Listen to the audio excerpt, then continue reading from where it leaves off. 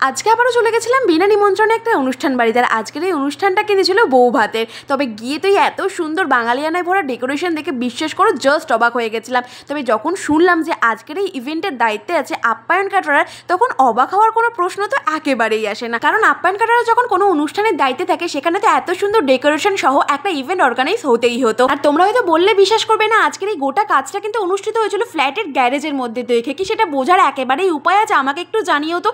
আমিও তো প্রথমে একেবারেই বুঝতে পারিনি, যখন শুনলাম আমি তো জাস্ট অবাক হয়ে গেছিলাম। আর আমি কিন্তু এখানে আপ্যায়ন ক্যাটারারের নাম্বারটাও তোমাদের সাথে শেয়ার করে দিলাম। তোমরা যদি কেউ চাও তোমাদের যে কোনো অনুষ্ঠানে কিন্তু চোখ বন্ধ করে ওনাদেরকে বুকিং করতে পারো। আর এইটুকু জায়গার মধ্যে দেখেছো, একদিকে বসে খাওয়ার জায়গা হয়েছিল, আবার একদিকে কিন্তু বুফে সিস্টেমও হয়েছিল। আর এইদিকে কিন্তু খুব সুন্দর করে স্টলের আইটেমগুলোও সাজানো ছিল। আর স্টলের মধ্যে কিন্তু হয়েছিল চিকেন ফ্রাইড মোমো, আর সাথে ছিল ভেজিটেবল বল। তবে সেগুলোর টেস্ট কেমন সেটা নিয়ে খুব তাড়াতাড়ি আসবো পরের পার্টে। আজকের ভিডিওটা এতটুকুই। তোমাদের ভালো লেগে থাকলে অবশ্যই একটা লাইক কমেন্ট করে যেও। টাটা।